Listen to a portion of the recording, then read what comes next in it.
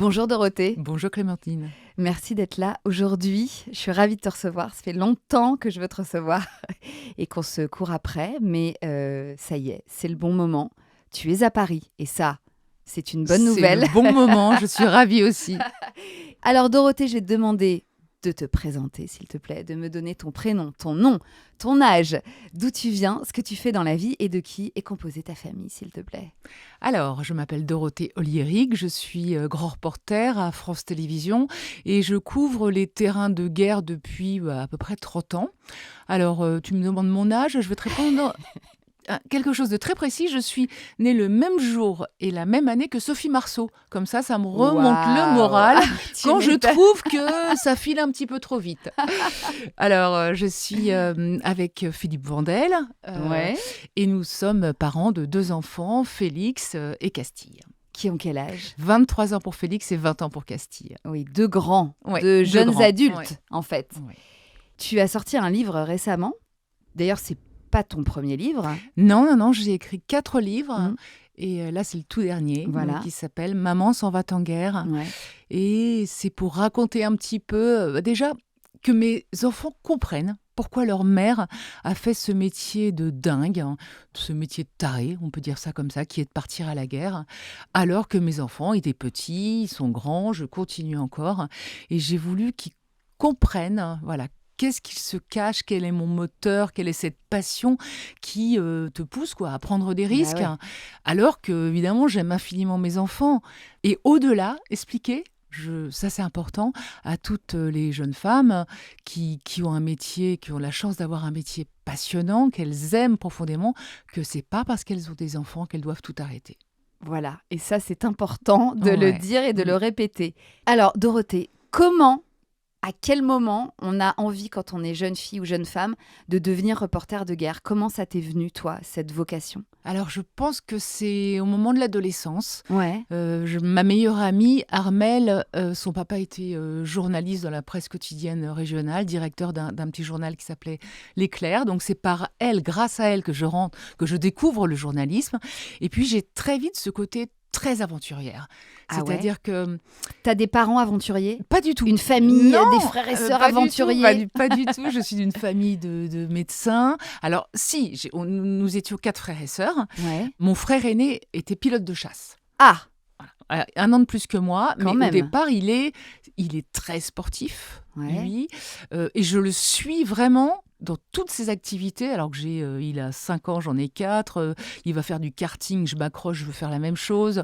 Donc il y a un côté, je suis vraiment mon frère partout. Si on me dit t'es pas cap, alors le problème c'est que ça Ah marche bah oui. encore aujourd'hui, on me dit t'es pas cap, je dis non, si, je suis cap.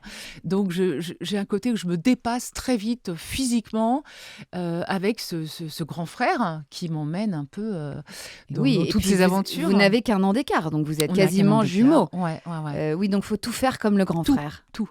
Wow. Alors moi, mon rêve de gamine, c'était effectivement c'était le monde, c'était de découvrir le monde, mais pas d'une façon touristique. Ça m'a toujours un peu repoussée. J'avais envie de voir le monde qui va mal, pour le vivre, pour le comprendre, pour le raconter. Je vais te donner un exemple. Quand j'ai 19 ans, je pars au Chili, alors que c'est encore une dictature, avec le général Pinochet. Donc voilà, moi, c'est mes vacances d'été. Et je dis à mes parents, je veux partir 3 mois à Santiago du Chili. Et donc, je pars 3 mois à Santiago du Chili, où je vis des choses incroyables, avec cette démarche, alors que je ne suis pas encore journaliste, d'aller découvrir aussi bien les pro-Pinochet. Pourquoi sont-ils pour ce dictateur, que ceux qui s'opposent, cette vie underground, la culture, et c'est absolument formidable. T'avais déjà, à 20 ans, cette presque insouciance, parce que partir 3 mois en sac à dos au Chili, voilà, c'est vrai que c'est pas forcément les vacances d'été Non, de, mais c'est celle que j'avais de envie. toute C'est petite celle qui me française faisait rêver. confortable, Ouais. tu vois, parce Ouais. que tu sortais clairement de ta zone de confort. Oui, Ça, mais ça t'a ça jamais m'a dérangé? plu. Non, ça m'a vraiment plu. Et je voulais repousser l'horizon, je voulais découvrir, je voulais être à l'autre bout du monde, Et donc, c'était une dictature. Après, ça a été les guerres, une fois que j'ai commencé à France 2. Mais c'était juste une évidence d'aller là où c'est compliqué pour le vivre, pour témoigner, pour le raconter. Mmh. Et donc, dès ce premier voyage au Chili, tu as cette envie de raconter ce que tu vis, Ouais, donc ouais. de te lancer dans une carrière de journaliste? Alors à l'époque, quand je reviens du Chili, je suis pas du tout Oui. journaliste, donc j'essaye d'écrire au courrier des lecteurs. Je me dis: «Tiens, ça peut intéresser qui le Chili?» Je fais mes petits papiers comme ça, toute contente d'être, c'est comme si c'était mon premier grand reportage, Bah enfin ouais. qui était publié. Et donc, ces premiers papiers, qu'est-ce qu'ils donnent à l'époque? Est-ce que c'est eux qui vont lancer ta carrière ou est-ce que tu fais ensuite une école Ouais. de journalisme? Alors, effectivement, ça suffisait pas. Ça aurait été bien, hein, de commencer Ouais. comme ça. Après ma licence, je décide de faire une école de journalisme à Paris Ouais. et donc après l'école de journalisme, j'ai un stage d'été d'1 mois et qui est à Antenne 2 à l'époque, Mais oui. et j'arrive pour 1 mois et je reste. Mais ça fait plus de 30 ans. Ils m'ont gardée. D'accord. Tu as démarré sur Antenne 2. Donc, Antenne 2, alors pour toutes Oui. celles et ceux qui sont nés après, quand est-ce que ça a changé de Oh là nom? là, je sais plus. Après les Il y années a ouais, 90, ouais. disons. Bah, c'est l'ancien nom de France 2, Mmh. voilà. Et donc, c'est ton premier job. Tu es vraiment Ah oui, je suis tombée un bébé dedans. du service public, quoi. Exactement, exactement. Ah ouais. Et c'était 1 mois et voilà, ils m'ont gardée et ce qui est assez original à l'époque, c'est que 2 ans plus tard, je demande à rejoindre le service de politique étrangère. Mmh. Moi, j'ai 25 ans. À l'époque, il y a pas encore de chaîne d'infos, il y a peu de jeunes femmes sur les terrains de guerre et ma demande est un petit peu tombe un peu comme ça et je raconte à la directrice de l'info que justement, je suis partie au Chili, j'ai interviewé Pinochet. Ah, tu as interviewé J'ai Pinochet? interviewé alors pas quand j'avais 19 ans, je suis retournée à 21 ans OK. et là, j'ai réussi à faire une interview de Pinochet totalement, au culot parce que j'étais toujours pas journaliste. Bah ouais. Donc je dis: «Est-ce que je peux rejoindre le service de politique étrangère?» Elle me détache pour le mois de juillet-août et ça j'ai 25 ans et je reste. Et donc je pars, mon premier grand reportage, au Cambodge en 1992 et je Waouh! pars avec 300 légionnaires. C'est pas mal, hein. Franchement, le premier reportage, je te jure, tu arrives, je suis la seule femme, je suis avec 300 légionnaires et on part au Cambodge. Cambodge qui est encore, dans l'après-guerre, l'après-Khmer Rouge, et Mmh. cetera, le désarmement, donc un petit peu compliqué. C'est pas la guerre, mais c'est une période, un peu entre deux, donc qui peut être aussi dangereuse et moi, je suis là avec mes 350 légionnaires et je me dis: «Mais je fais un métier formidable, ça commence bien». Ouais, tu te sens au bon endroit. Ouais, je me sens au bon endroit. C'est vraiment incroyable. Donc là, tu as vraiment gagné ta place, dans ce service, de l'info d'Antenne 2, Mmh mh. donc à l'époque. En termes de quota hommes-femmes, remettons-nous dans l'époque. Clairement, dans les Alors bureaux, c'est comment? Donc tu parles d'une directrice de l'info déjà, oui, c'est vrai. donc Ouais, ouais. c'est une femme Ouais, ouais. qui t'a donné ta chance. C'est Ça, vrai. c'est beau Et il quand n'y en avait même. pas beaucoup à ce Il devait poste-là pas y en à avoir l'époque. Non, beaucoup. non, c'est vrai. Et dans les bureaux, les Alors, journalistes? tu as, quelqu'un, le nom va parler à tout le monde, Martine Laroche-Joubert, qui est la Ah ouais. maman d'Alexia Laroche-Joubert, qui a fait toutes Ouais, ces émissions de bien sûr. télé-réalité. Et Martine est grand reporter. Elle a 15-20 ans de plus que moi. Et elle a déjà ouvert la porte un peu Mmh. à cette place des femmes sur le terrain. Il y D'accord. a sur Tu la T connaissais, toi, alors je la Martine connaissais bien Laroche-Joubert? sûr, Oui. j'avais vu ses reportages et c'était un modèle pour moi. C'est une femme Ah, formidable. ça devait être quelque Elle chose était d'intégrer incroyable, le incroyable. service Ouais, où travaille son ouais, modèle, son mentor. extraordinaire. Et à l'époque, il y avait Marine Jacquemin sur TF1. Ah Voilà, donc oui. tu as des femmes comme ça qui Mmh. qui ont vraiment ouvert la voie. Parce que c'était D'accord. pas évident et pour moi, Matt Carey, 15 ans plus tard, en fait, la place était déjà, prête. Ouais. On acceptait de voir des femmes sur des terrains de guerre. Et puis, en fait, peut-être qu'on n'est pas jugé. Déjà, faut y aller hein, dans les pays en guerre. Donc, faut du courage. Et le courage, il n'a pas de sexe. Tu es homme, tu es femme, faut y aller à la Mmh. guerre.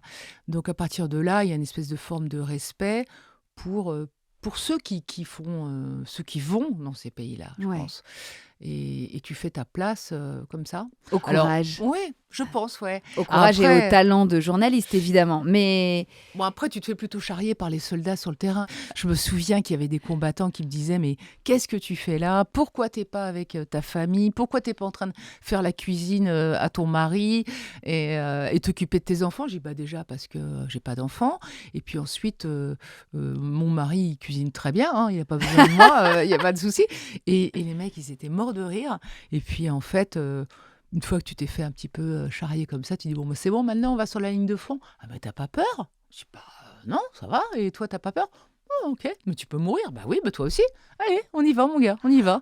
Et les mecs, ils t'emmènent. Finalement, ça les fait rigoler. Puis, ils vont t'emmener sur la ligne de front parce que ça les fait marrer. Donc, revenons à toi à cette époque-là. Tu as 25 ans. Comment ta famille, justement, voit ces premiers voyages que tu fais avec France Télé? Est-ce qu'ils craignent pour toi? Est-ce que tu dois les rassurer, ta famille et puis tes amis, j'imagine? Enfin, comment tu es perçu par tes proches? Alors, c'est assez étrange parce que ce métier, on ne se raconte pas beaucoup. On ne le partage pas beaucoup. Il n'est pas facile à partager. Parce que d'abord, tu veux préserver tes proches. Donc, tu essayes de ne pas les inquiéter, donc de ne pas donner trop de détails. Ma maman, c'est particulier. C'est-à-dire que c'est grâce à elle que j'ai cette force, qu'elle va absorber tout au long de ces années mes angoisses, mes peurs. Alors, j'essaye de la préserver, mais d'un autre côté, j'y arrive pas parce que c'est ma confidente, Ah ouais. Tu lui c'est racontes ma tout. psy. Ah ouais. Et ouais, il y a un moment, il faut que ça sorte. Et ça tombe toujours sur ma maman. C'est-à-dire que vous vous appelez Ouais. quotidiennement? Oui, vraiment, je l'appelle souvent. Et puis, il y a un moment donné où tu gardes pour toi quelque chose. Et puis, à un moment, tu arrives à Noël, tu es à la maison, en vacances. Et là, ce surplus d'émotions va ressortir. Et je vais dire, mais non, finalement, c'était horrible. Ça tirait de partout. J'ai eu super peur. Et à un moment, donc, elle se prend ça. Et je la remercie encore aujourd'hui d'avoir eu cette force parce qu'en fait, elle s'inquiète. Même aujourd'hui, quand je vais en Ukraine, elle s'inquiète comme quand je faisais le mur quand j'avais 16 ans. Eh oui. Tu vois, elle a Bah cette oui. même inquiétude de maman qui est éternelle. Qui est éternelle. Je serai toujours sa petite fille. Et elle ne Et sera avec, jamais rassurée. elle sera jamais rassurée. Et jamais, non, si une fois, elle m'a demandé, ma chérie, tu penses pas que ça serait bien d'arrêter, que tu as vraiment peut-être utilisé déjà ton capital chance, enfin, c'est sûr que si la chance, c'est comme le permis à points, avec toutes les balles, les obus qui me sont tombés pas loin, il m'en reste pas beaucoup de points. Mais pour autant, elle ne t'a jamais jugé, ni Non, interdit, non. ni comment dire, elle n'a jamais pas cautionné ce métier. Non, Non. elle sait que c'est mon choix et elle a eu l'intelligence de respecter Ouais. mon choix, malgré les risques, malgré la peur. Et c'est pas évident, mais moi je pense que c'est le rôle d'une mère que d'accompagner son enfant dans son choix de vie, même si c'est pas celui que tu projettes sur ton enfant. Mais si ton enfant a la chance d'avoir une passion qui me porte, Bah oui. donc oui, il faut accompagner, quel que soit le prix, Quel que qui soit est, le ouais, prix qui peut et être la lourd. peur qui ronge le bide, Ouais. parce que évidemment qu'elle a dû se ronger les sangs. Mm. Donc à l'époque, toi, tu as envie de quoi? Tu as envie d'enchaîner les missions? Quelle est la durée de ces missions et surtout dans quel état émotionnel tu reviens? Alors très vite, je vais enchaîner. Ah Tout- ouais. Toutes les missions de guerre, hein, vraiment, c'est l'Angola, le Rwanda, génocide à l'époque. Et là, Ah oui. je suis toute jeune et je pense que je vais voir très jeune le pire de ce qu'on peut voir dans une carrière de journaliste. Ça a été le plus terrible, terrible. Le Génocide génocide rwandais. rwandais, 1 million de morts. Et je suis la première équipe à partir donc pour France 2. Et j'arrive dans un pays totalement dévasté, avec des massacres partout. Et c'est d'une violence que, à ce moment-là, je me dis, il faut que je trouve un sens à ce métier, parce que c'est pas normal d'être là, de voir des cadavres d'hommes, de femmes, d'enfants.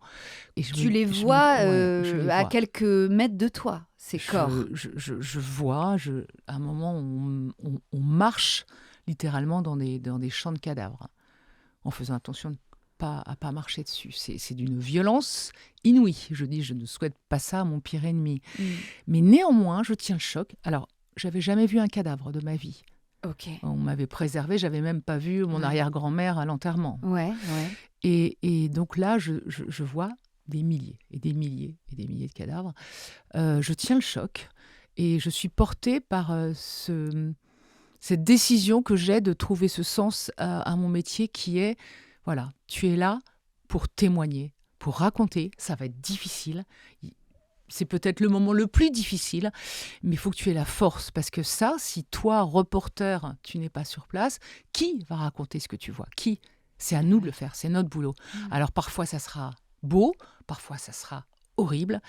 Et je me suis dit, c'est pour le meilleur et pour le pire, ce métier. C'est dire l'engagement Ouais. qu'il faut pour tenir le choc et pour continuer à partir après, quand on a vu des horreurs comme ça. Et pour tenir le coup, c'est-à-dire que tu dis que tu tiens le choc. Tu ne t'effondres pas, tu ne pleures pas. Alors, ça m'arrivait de pleurer quand même sur les Oui. terrains de guerre comme ça, mais j'arrive à continuer le reportage, à faire mes interviews. Ouais. Comment Alors, après, il y a un réagissent- moment où je m'effondre, il y a un après, Oui. effectivement. Et là, en l'occurrence, après le Rwanda, je suis partie en vacances, qui étaient des vacances prévues. C'était une très mauvaise idée, mais j'aurais dû annuler. C'est-à-dire qu'on passe pas du Rwanda aux Bahamas, où je faisais de la plongée sous-marine. Parce que là, chaque nuit, je faisais des cauchemars. Et dans ces cauchemars, il y avait toute cette impuissance où j'avais rien pu faire pour sauver les gens quelque part au Rwanda. Et donc, je mélangeais mes plongées sous-marines, où en fait, je ramassais des bouts de cadavres comme ça, et j'essayais de tout rassembler, de remonter à la surface pour sauver cette personne. Ça, c'était tes cauchemars la nuit Ouais. quand tu étais aux Bahamas. Ouais, pendant 15 jours. Et c'était très dur. Donc, je fais toujours beaucoup de cauchemars, des cauchemars de guerre, mais je te rassure, qui ne sont pas traumatisants. Le pire, ça a été cette période du Rwanda. Oui. En fait, moi, dans ma tête, c'est un peu la guerre, mais c'est la guerre version presque cinématographique. C'est-à-dire que quand je fais des rêves, il y a des bombardements, je revis ce que j'ai vécu sur les terrains de guerre, et là, ça me réveille, mais je crie pas, je pleure pas. Et c'est plutôt, ah mais mince, comment ça va se finir ? Est-ce qu'à un moment, l'hélico va se poser pour venir nous chercher ? Et donc, j'ai envie de me rendormir pour voir la fin de l'histoire. La fin du film. Et la fin du film, exactement. Donc, c'est pas traumatisant. Et c'est une façon de sortir ces images Bien violentes. sûr. Donc, c'est une bonne chose. C'est une mise à distance qui est Oui. indispensable, je pense, Ouais, pour ouais. continuer ce métier.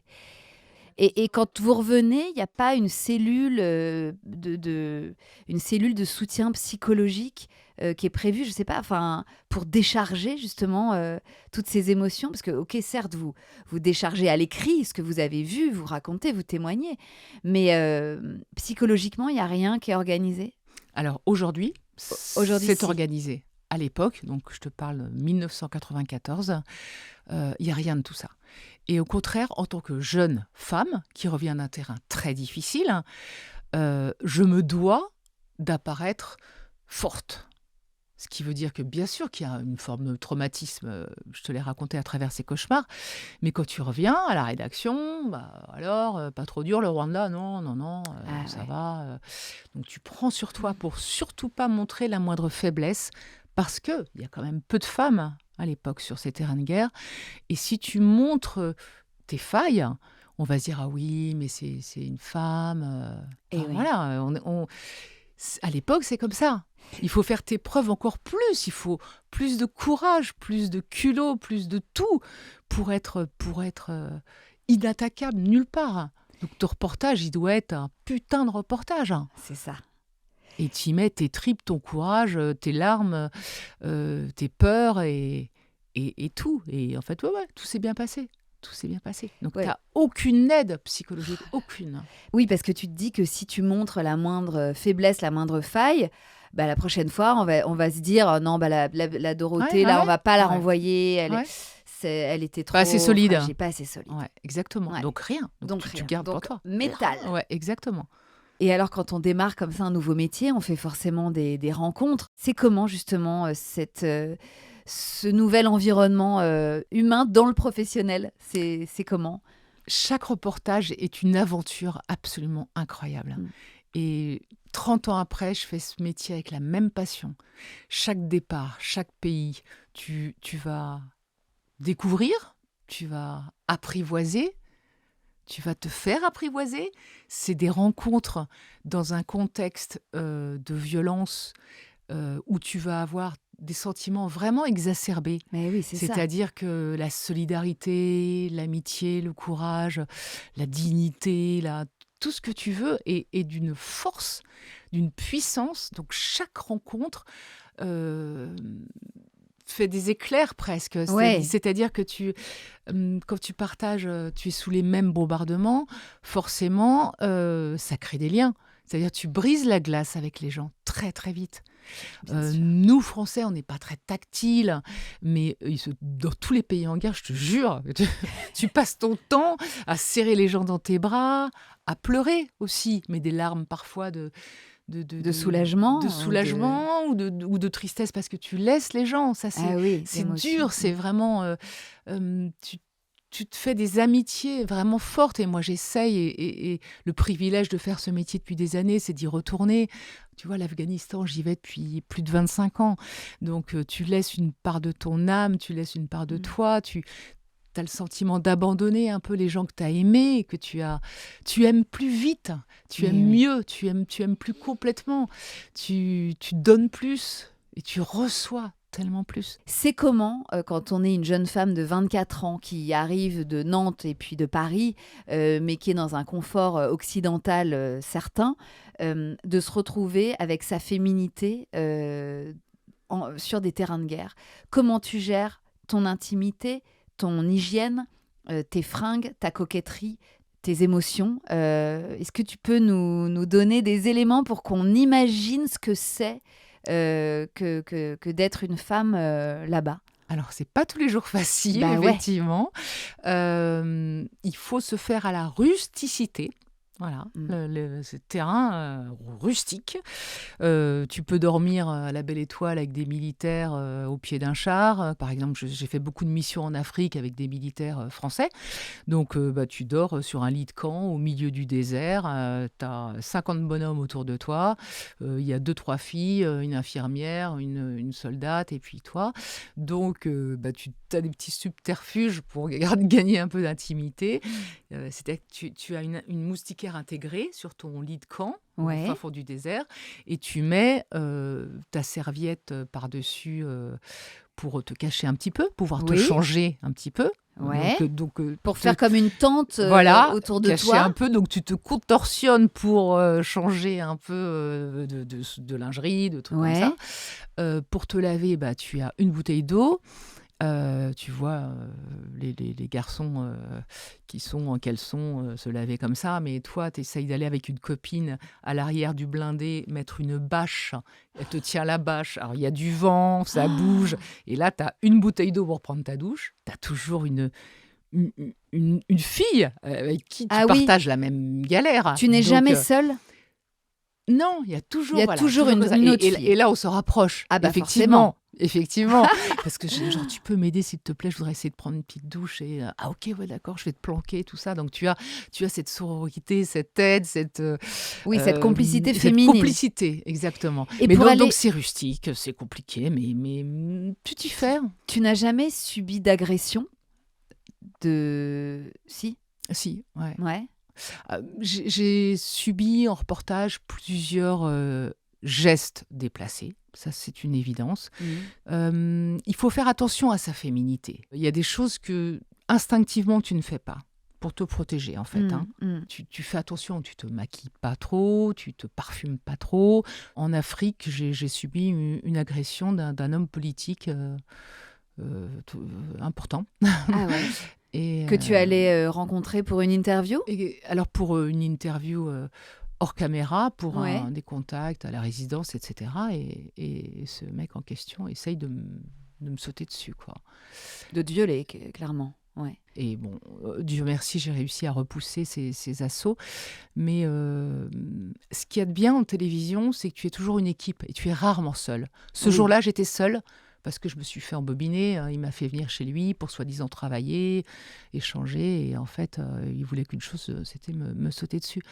Donc oui, c'est violent, oui, c'est difficile. Bien sûr. Cette agression, cette tentative d'agression est toujours violente. Donc c'est quelque chose qu'il faut avoir à l'esprit. Ouais. Ce qui est fou, c'est que finalement, l'agression la plus violente que tu aies subie, ce soit avec un homme politique, dans un cadre plutôt...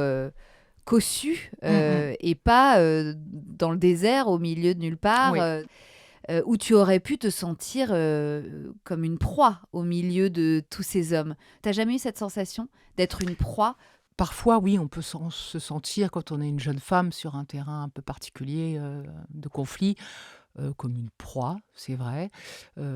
Parfois, il y a des tentatives, mais toutes ne sont pas des tentatives agressives, Oui, si tu veux. Donc après, tu peux éconduire de oui, façon euh, plus simple des tentatives effectivement de drague un peu lourde ou oui, des c'est choses ça. comme ça. Ouais, C'est ça, plus il y de en a. la La drague, du drague flirt. lourde, voilà, Ouais, des choses comme ouais, ça. ouais, d'accord. Il y a un exemple plus rigolo. Mhm. J'ai passé un Noël avec des légionnaires, justement. Il y avait 500 légionnaires à Sarajevo.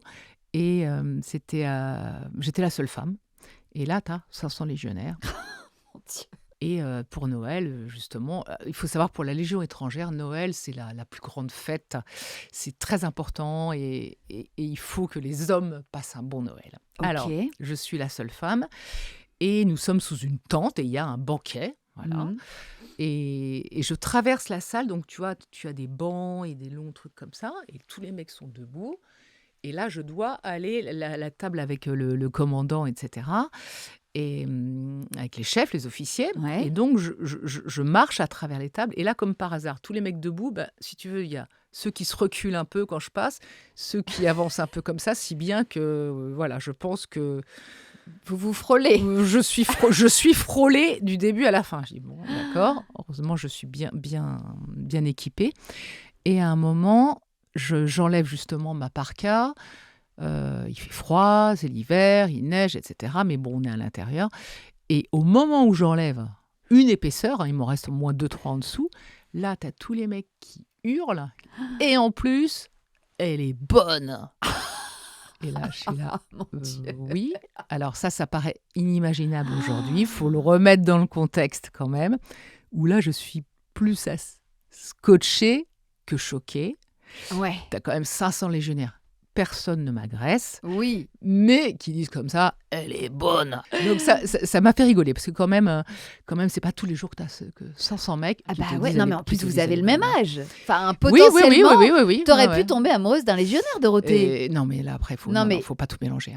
Non. Comment t'envisages l'avenir, toi, personnellement, toi qui viens d'une famille nombreuse, avec des parents unis, Hmm. qu'est-ce que tu te dis? Est-ce que tu croises d'autres femmes sur le terrain qui ont construit une vie de famille? Alors justement, il y a Martine Laroche-Joubert qui a des enfants. Ah oui. Donc je me dis, c'est possible, parce que j'y pense aussi. Je ne suis pas dans l'urgence. Je n'ai pas encore rencontré la bonne personne pour penser à faire des enfants à ce moment-là. Donc je suis à fond dans mon métier, parce que justement, je n'ai pas encore de vie, de famille. Mais je rencontre des femmes qui en ont. Alors, il n'y en a pas énormément non Ouais. plus.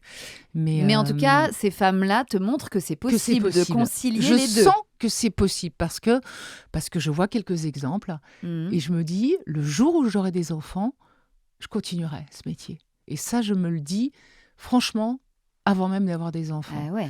Et je me dis, il va falloir que je trouve quelqu'un de solide. Bah de oui. solide, Tu qui ne va pas être en m'étonnes. panique. Parce que moi, c'est mon choix. Je ne vais pas demander l'autorisation. Je sais que je ne la demanderai pas. Mais il va falloir que la personne soit sur la même longueur d'onde que moi, s'adapte et ne soit pas totalement stressée, Ah oui. dévastée Bah, par sinon, la c'est peur. invivable. Et sinon, c'est invivable. Ouais. Mm. Alors, comment rencontres-tu cette pépite, Dorothée? Parce que quand même, tu as la chance de l'avoir rencontrée, Ouais, ce qui n'est ouais, pas ouais. donné à tout le monde, forcément. À quel moment tu rencontres Philippe, du coup? Alors, c'est par une amie commune, Manon Loiseau, qui est réalisatrice. Ah oui. Mhm.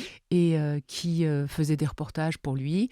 Et elle va le voir à Canal+, et elle lui dit je pars en vacances avec une amie de France 2. Il dit ah bon, c'est qui? Et elle dit Dorothée Oliry, qui fait et Philippe, qui à l'époque est quand même une petite vedette Mais de oui. Canal+. Parce qu'il officie où, du coup? Il au est au au Grand Journal. Ouais, c'est ça. exactement. Il fait voilà toute la grande époque Canal+. Eh oui.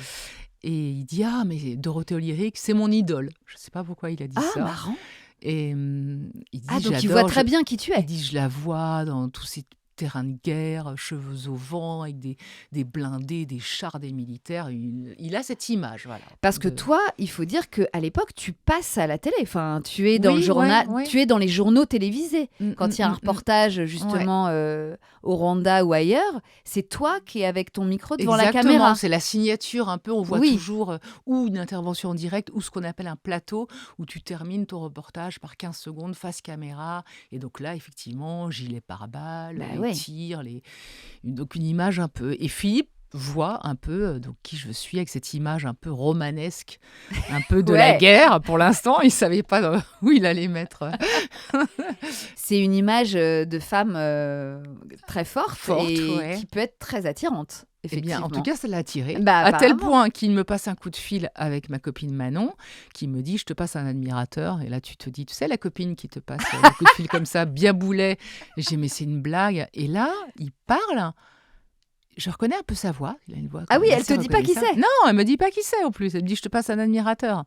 Et puis je lui dis, mais comment tu t'appelles avec ta petite voix là Et il me dit, Philippe Vandel. Et tout. Ah, j'ai dit, ok, d'accord. Donc je vois qui c'est.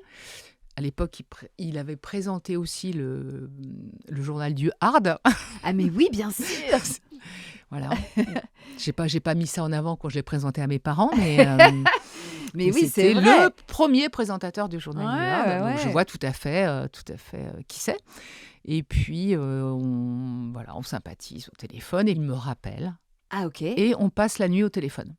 Ah À oui, quand parler même. la vie, la mort, la littérature, plein de choses comme ça. Et à la fin, c'est à la fin de cette conversation où il me dit, écoute, quand tu reviens des vacances, je t'invite, on part à Rome pour un week-end. Et toi, Et t'es je me suis déjà dit, séduite. je me suis dit, soyons folles. Personne ne le saura. Je suis une grande fille. S'il doit se passer quelque chose, il se passera quelque chose. S'il doit rien se passer, il se passera rien. Et je dis oui quand même. Et puis après, je fais un peu moins la maline le jour où je reviens parce que je l'ai toujours pas rencontré. Et je lui dis, écoute, ce serait bien qu'on se rencontre quand même avant de se retrouver à l'aéroport, quoi. Oui. Là, Pour être quand même sûre du match. Exactement. Et là, du coup, on dîne ensemble. Et ça se passe très très bien. Donc c'était il y a 25 ans. Et donc nous partons quelques jours après à Rome, où on passe un magnifique week-end. Et donc là, tu te dis, après ce week-end à Rome, c'est quand même tellement romantique, que c'est l'homme de ta vie. Ouais. Tu sens tout de suite chez lui qu'il a cette solidité, cette tranquillité presque pour encaisser ta vie à toi. Alors je dirais pas de tranquillité pour ce qui concerne mon conjoint, Philippe Vandel. Oui, mais tranquillité Oui, d'esprit oui, en tout cas. tranquillité d'esprit, force, Ouais, hyperactif. ouais. Déjà, je passe un week-end, je me dis, avec ce mec-là, jamais je vais m'ennuyer, tu vois. Ouais. Il a 12 000 idées à l'heure, il a plein de choses à raconter, il est hyper cultivé, il est passionné. Encore aujourd'hui, il se passionne comme un enfant, il est enthousiaste. Et c'est des qualités que tu sens très très vite, où tu te dis donc, je vais jamais m'emmerder avec ce mec-là. Et ça, c'est pas mal. Ouais, c'est pas mal, c'est pas mal.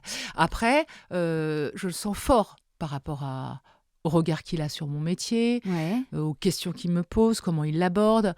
Il n'est pas en panique, il est serein là-dessus. Oui, tu sens qu'il ne t'interdira, entre guillemets, jamais de partir. Oui, et tu sens qu'il est finalement féministe avant l'heure. Enfin, tu sens une égalité totale dans son regard, dans ses choix. Aucun mot qui montrerait que, genre, et toi, tu te vois continuer à faire ça pendant longtemps, aller dans les pays en guerre ou autre. Pas du tout. Oui, il ne remet rien en doute. Rien.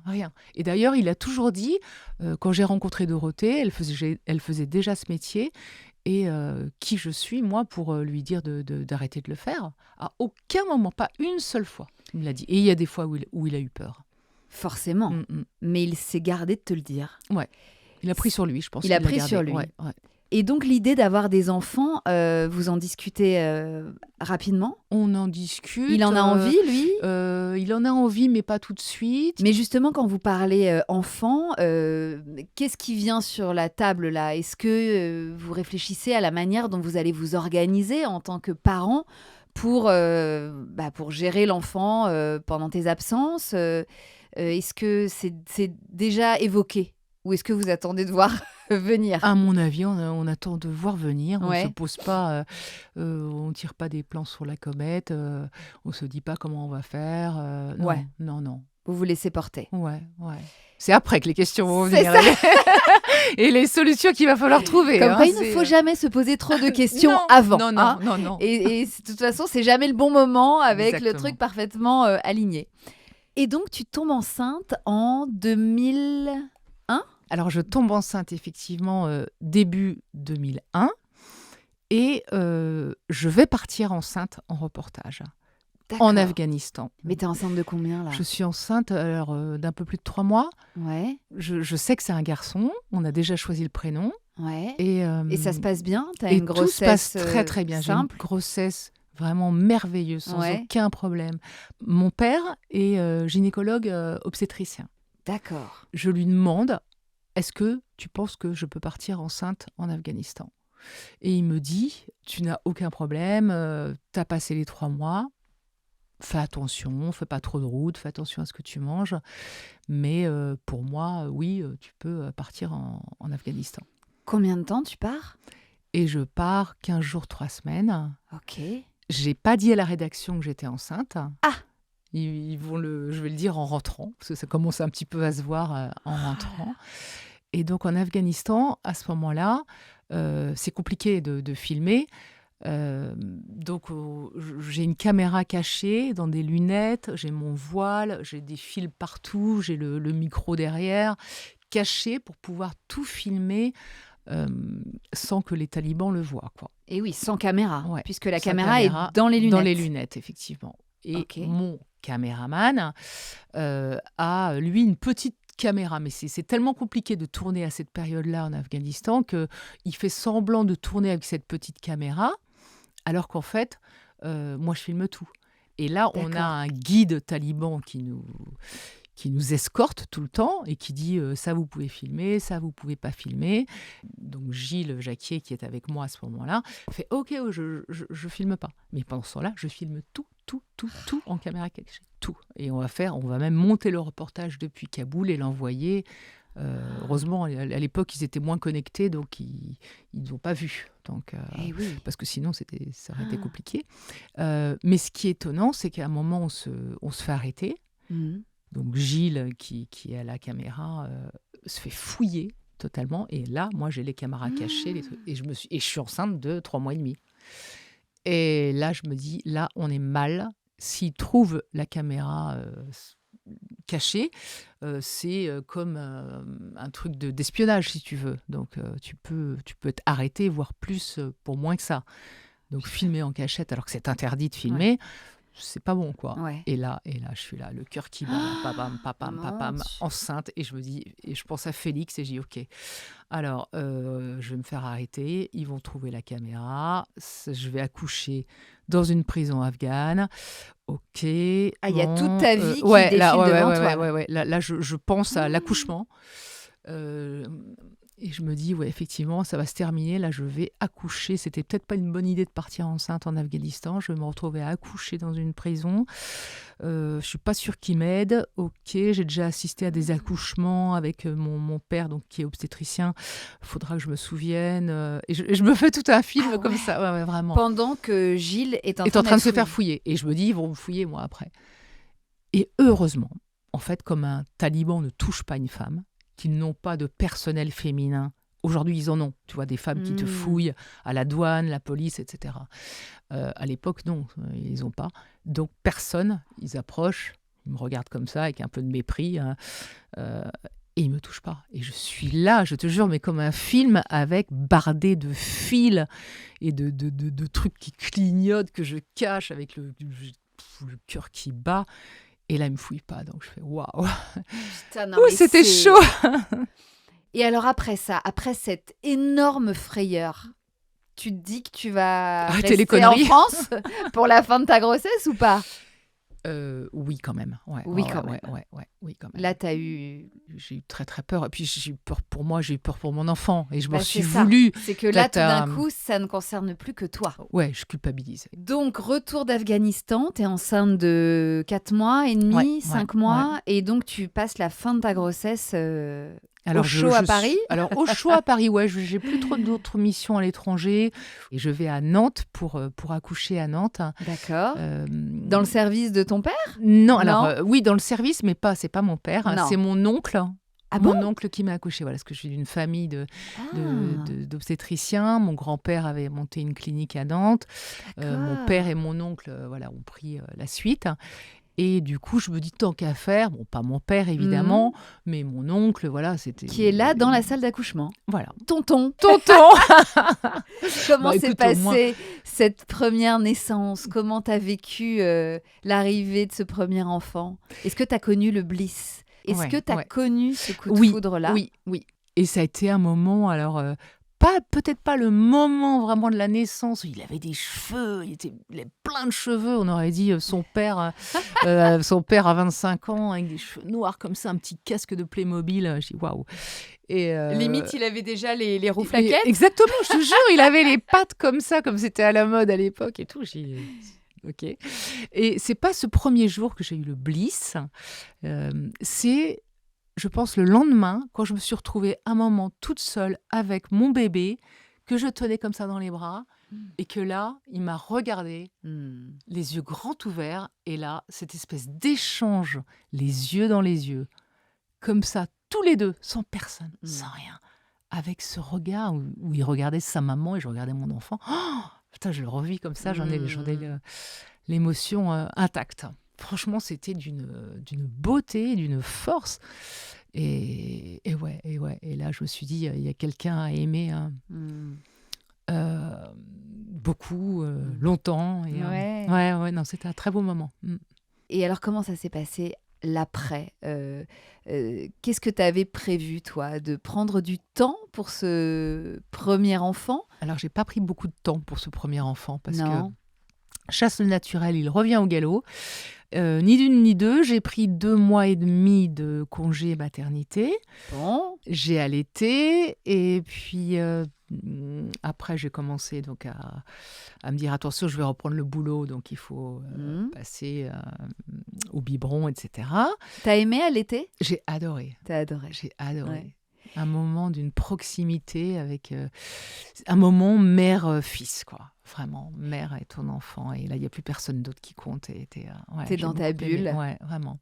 Et pendant ces 2 mois et demi que tu as pris pour toi, pour ton Félix, est-ce qu'il y avait quand même un petit signal là qui commençait à se réveiller au fur et à mesure d'impatience de retourner, de repartir ou pas?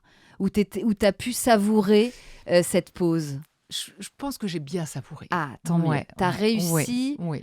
à décrocher, quoi, pendant 2 mois et demi. Bon. Ouais. Je suivais toujours l'actualité, je savais que j'avais envie de repartir, mais ces moments-là, ces 2 mois et demi, j'ai adoré les passer en tête à tête.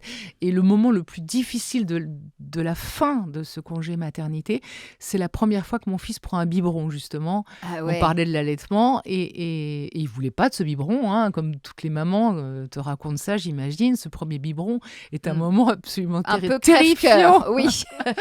Et là, j'arrive pas à lui donner, il bataille, il veut pas, et Philippe me dit sors de la pièce, va plus loin avec les montées de lait, etc. Et j'essaie de me cacher, de voir un petit peu, et puis j'entends Philippe qui bataille vraiment pour le faire prendre le biberon. Et à un moment, le bébé, Félix, il prend le biberon, quoi, et il tète. Et là, je suis là, et je rentre, et je suis en larmes, mais en larmes, et c'est vraiment... Et là, je me souviens, je dis, ça y est, Félix a pris son envol. Tu sais, c'est comme s'il m'avait abandonné ce jour-là. Et là, je suis en larmes, mais de façon démesurée.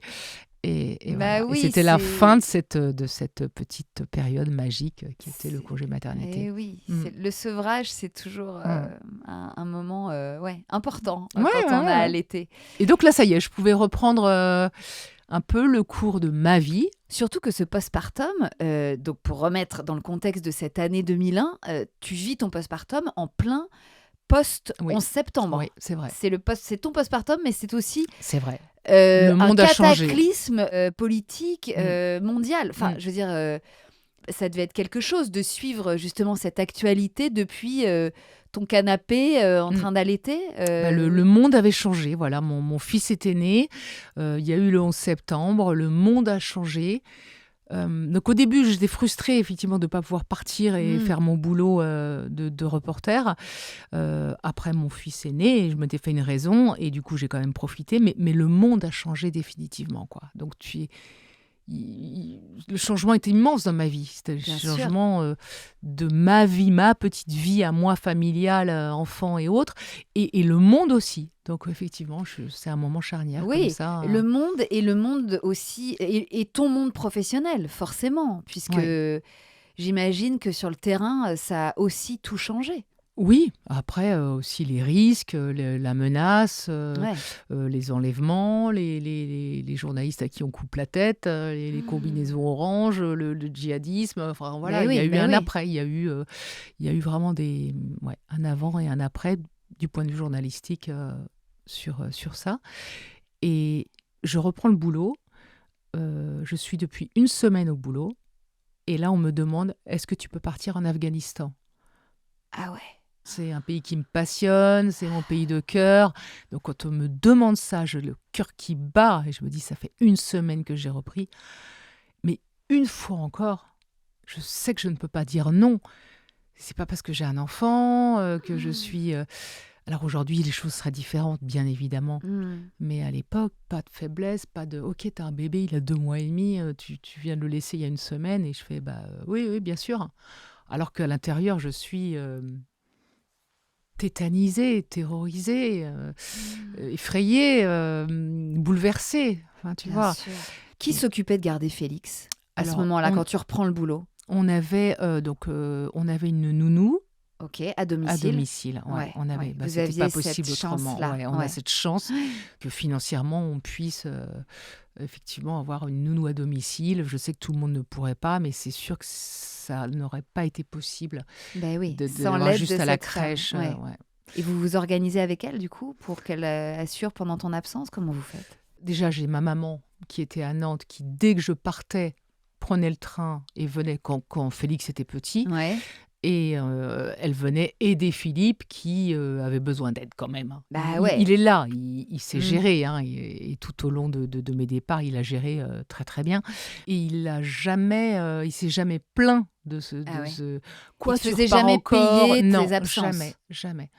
Et il gère. Et il était là, c'est la personne qui est là à la maison le soir. Alors il bosse comme un malade, tout ça, Oui, mais qui est la pièce. La fondation, si tu veux, un petit peu de oui, notre du foyer. organisation Ouais. du foyer, qui est que les enfants, voilà, papa est là. Papa est là le soir. Après, aidé par les nounous, ma Mm. maman, les jeunes filles au père, etc. Mais il a toujours géré avec Félix, puis après avec notre fille Castille. Ouais. Il a géré cette famille quand maman était à la guerre, hein. Mon livre, il s'appelle Maman s'en va Ah en bah guerre, ouais. hein. Donc C'est ça. c'est sûr que Le tu pars. gars est là. Le gars est là. Maman s'en Ouais, va en ouais. guerre, mais papa gère. Exactement. Papa s'occupe des enfants. C'est Papa bien ça, s'occupe des hein. enfants. Voilà. Bah ouais, bien sûr. Mm.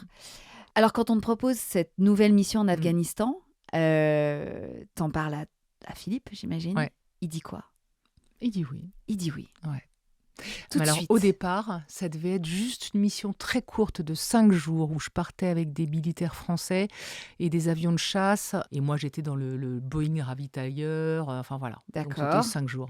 Sauf que j'arrive et c'est une situation très compliquée à ce moment-là en Afghanistan, imprévue, ligne de front, bataille, tout ce que tu veux. Et là, on me dit, finalement, tu fais pas l'aller-retour, tu restes. Ah, Et de 5 jours déjà, où c'était pas facile de me dire, je repars déjà en Afghanistan en 5 jours. Et en fait, c'est non, finalement, vu ce qui se passe, tu vas rester. Donc, ça mais se combien de transforme. temps? Ouais, ça se transforme en 15 jours.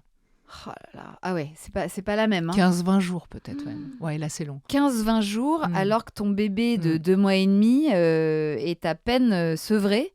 Ouais. Comment tu accuses le coup là, de cette nouvelle? C'est pas facile. Et surtout que la situation est très dangereuse. Et pour la première fois, là, je vais ressentir l'appréhension, la peur. Je me souviens qu'à un moment, on me dit, est-ce que tu peux aller sur la ligne de front? Et là, j'ai peur, quoi. Je suis envahie par ces frissons, ce froid qui est... ouais, c'est la peur, je pense. Ouais, ouais, qui paralyse Qui presque. paralyse. Et pour la première fois, je m'entends répondre à mon chef, je vais voir, ça me semble un peu compliqué, je suis pas sûre qu'on puisse y aller. Alors que d'habitude, c'était oui, oui, bien sûr, on y va. Et puis il me dit non, non, mais bien sûr, tout dépend de ta sécurité. Et je fais oui, oui, il faut quand même checker certains trucs. Mais en fait, c'est parce que j'ai peur, quoi. Et ouais. Et j'ai une monteuse qui est avec moi, qui fait le montage en reportage, qui me regarde comme ça, qui n'a pas d'enfant. Et elle me regarde, mais dégoûtée, je te jure, en train de faire, mais c'est quoi ce truc-là? T'es en train de dire non, quoi. Et j'ai dit, oui, mais attends, c'est vrai que c'est dangereux. Ouais, mais t'as jamais dit non, quoi. Elle fait, mais tout ça parce que t'as un gamin. Et je suis là, mais non, non. Et j'essaie de me justifier comme je peux. Bah oui, parce que tout Et, d'un coup, t'es différente oui, je suis différente. de Ouais. celle que tu Et l'autre, étais avant. et je lis dans ses yeux sa déception, dans pas toi, quoi. Elle est Tu vas déçue. pas- Elle est déçue.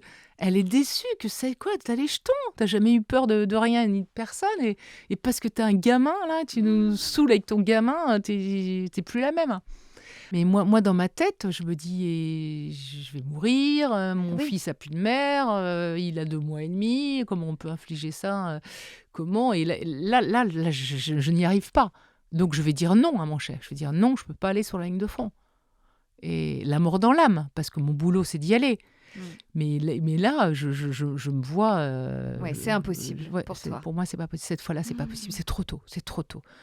Alors après, ça va revenir, hein, petit à petit. La mission d'après, j'aurai encore quelques réticences. Et puis celle d'après, un petit peu moins. Et puis après, c'est reparti comme en 40. Hein. Après, j'y retourne. Et tu sens du jugement, hormis Ma copine. cette menteuse. Est-ce que tu sens que ça va être compliqué de dire non plusieurs fois? Que là, peut-être, il y a une forme d'indulgence parce que tu es jeune maman et que tu reprends le boulot. C'est ton retour Oui, au travail ouais, à toi, mais qu'il n'y aura peut-être pas autant d'indulgence à chaque fois? Oui. Je sens que, ok, c'est comme si j'avais pris un joker. Tu Mais vois, ouais, c'est ça. genre là, on sent bien que tu le sens pas trop. Rien n'est dit, je ne parle pas de mon enfant au téléphone. Hein. Ah ouais. Ni mon chef, ni moi. Donc c'est des non-dits aussi. Et puis Ouais. toujours ce truc de femme forte. T'as pas le choix. T'as vraiment pas le choix. Et alors, quand tu rentres chez toi, après cette première mission post-bébé, c'est comment le retour à la maison? Oh, c'est magnifique. Les hein, retrouvailles c'est magnifique. avec Félix et C'est Philippe? magnifique, c'est super émouvant. Il a changé quand même en Bah 15 oui. jours. Et, Tu te sens pas trop en décalage? Non. Non, tu te remets tout de suite dans le bain? Je me remets tout de suite dans le bain. Je retrouve mon bébé que je serre, que j'embrasse. Et puis, alors, il faut savoir qu'en Afghanistan, j'avais imprimé pas mal de photos. Et j'ai dû saouler toutes les Afghanes à leur montrer 50 photos de mon nouveau-né, quoi. Et c'est un langage universel, hein, parce que même la femme qui parle pas un mot d'anglais, tu fais « Ah, moi, bébé, combien? Toi, 4, 5 oh là là, moi, 1. » Et puis je fais « Attends, regarde. » Et là, tu fais, et tu lui montres toutes ces photos avec le regard émerveillé d'une maman et ce langage totalement qui dépasse toutes les frontières de l'amour pour ton enfant. Et oui, Et je trouve ça doit être très, quelque très, chose très, très d'avoir fort. cette Ouais. complicité-là Ah ouais, avec c'était toutes les bouleversant. femmes, toutes les mères que tu peux croiser sur ta route. Alors peut-être que maintenant c'est sur le portable, mais moi j'avais imprimé, je voulais Ouais. montrer des photos, tout ça, c'était trop mignon. Et je retrouve mon petit bonhomme. Alors je prends des congés donc aussi en revenant. Ouais, tu peux te poser un peu. Ouais. Quand tu reviens de 15-20 jours comme ça, tu fais ouais, là je vais me reposer un peu. Hein. Justement, avec ce nouveau statut de mère, est-ce que tu vois différemment les femmes que tu croises en mission, les locales, les militaires, en quoi ça change ton regard sur les autres femmes, sur les autres mères? Alors, j'ai beaucoup d'admiration pour les femmes militaires que je rencontre, qu'elles soient françaises ou ailleurs, parce qu'elles partent longtemps. Donc, elles risquent leur vie, etc. Mais elles partent 3 mois, 4 mois. Et j'aurais été incapable. Moi, je suis partie sur des missions de 2 semaines, 3 semaines, quand les enfants étaient petits, mais jamais 4 mois. Ah ouais. Et 4 mois, waouh, il en faut du courage pour laisser ton petit. Oui. Et les femmes militaires, voilà, elles ont comme moi le congé maternité, puis après, il faut retourner au boulot. Et si tu as une mission... Et Mais oui, parce que maintenant, tu es passé de l'autre côté. Tu sais ce que c'est que de Ouais, laisser ouais. un bébé à la Mm. maison. Donc, oui, assez impressionnée.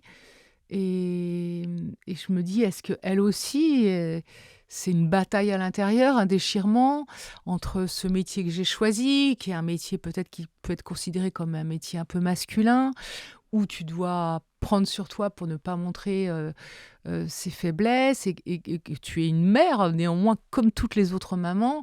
Mais ça, va falloir le cacher, ta souffrance et tes interrogations. Et est-ce qu'elles pensent comme moi? Est-ce qu'elles sont comme moi? Et finalement, les ressorts sont les mêmes, hein, pour une femme reporter, une militaire, ou tous les métiers dangereux, effectivement. Et ça crée, j'imagine, sur le terrain, même des discussions, des nouveaux sujets de conversation avec elle, non? Vous échangez ou On pas? parle bébé, Vous hein. parlez On bébé. parle bébé, bien sûr. Sur la ligne de front, vous Mais montrez vos photos. Exactement. Donc après l'Afghanistan, tu te poses un peu, mais j'imagine que tu repars après assez rapidement. Enfin, le rythme Ouais. reprend Oui, le rythme reprend. comme avant. J'ai toujours pas envie d'être chef, j'ai toujours pas envie de faire métro, boulot, dodo, et de rester à Paris. J'ai Ah oui, parce besoin que de ça, tu continuer à pourrais partir. Ouais, monter ouais. en grade. C'est ce que souvent, et hélas, j'ai envie de dire, beaucoup de jeunes femmes journalistes font parfois, qui est justement, elles mettent un frein au terrain, à leur carrière sur le terrain, quand elles deviennent mères. Et je vois encore beaucoup de femmes qui, du moment où elles ont des enfants, vont passer chef adjointe, alors qu'elles n'en ont pas forcément envie, mais Eh qu'elles oui. elles font ce sacrifice. Mm. Et moi, j'ai continué le terrain parce que je sentais que si j'arrêtais, j'allais me flétrir, hein, comme une fleur qui a plus d'eau, qui n'a plus ça. de choses qui te portent, parce que moi je sais que ce qui me porte, c'est l'ailleurs, c'est l'aventure, c'est découvrir des pays, des gens, c'est raconter des histoires. Et ça, je ne l'aurais pas si j'étais restée à Paris. En tout cas, c'est pas dans mon caractère. Il y en a Oui, qui le oui. font, c'est leur choix, hein. Bien Mais, sûr. mais moi, non. Donc, même après la naissance de ton premier enfant, de Félix, l'idée, c'est de continuer au même rythme toute l'année. Pour qu'on puisse s'imaginer, elles arrivent tous les combien, ces missions-là? C'est quoi le rythme? Sur un an, par exemple, tu pars combien de fois, combien de temps? Environ, en moyenne, hein. Ouais, ça dépend des années. Ça peut être entre 4 mois et 6 mois par an à l'extérieur. Alors, 6 mois, c'est... Cumulé. Alors, pas d'affilée, Voilà. mais voilà, où tu pars 15 jours, tu reviens, tu es là 3 semaines, tu pars une semaine, tu es là parfois un mois, puis tout d'un coup, tu as une grosse mission de 3 semaines, tu reviens, puis tu as une deuxième grosse mission de 3 semaines. Et est-ce que tu as un peu un planning ou est-ce que on t'appelle la veille quasiment pour partir le lendemain? C'est un mélange des deux. C'est un mélange des Tu as les missions qui sont prévisibles. Par exemple, aujourd'hui, quand on part en Ukraine, on fait des relèves toutes les 3 semaines. D'accord. Et donc, toi, tu essayes de te dire, OK, toi, tu y vas de temps à temps. Ben, moi, je vais prendre la relève en février, du 1er au 25 à peu près. Après, tu as des reportages que tu proposes, par exemple. Ah oui. Je sais pas, il y a des élections en Colombie. Moi, je suis la Colombie depuis des années. Donc, je vais faire des propositions de sujets qui soient acceptés ou pas. Et si elles sont acceptées, ben là, pour le coup, tu as fait des propositions et tu sais que ces élections sont au mois de mars. Voilà.